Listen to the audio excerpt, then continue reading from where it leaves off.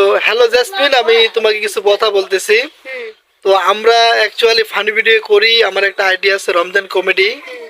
তো এখন তুমি নতুন, তুমি যে আমাদের সাথে কাজ করবা, এতে তোমার ফ্যামিলি তো তোমাকে বলছে কাজ করতে, তাই না? হ্যাঁ বলছে। আচ্ছা, আমাদের সাথে কাজ করবা, বিভিন্ন জায়গায় যাবা, বিভিন্ন পার্কে যাবা, কথাবার্তা বলবা।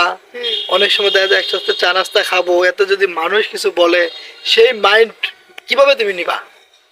মানুষের কথা ধরলে তো হচ্ছে কিছু হবে না, মানুষ তো হচ্ছে কিছু টাকা তো দিয়ে চালাবে না।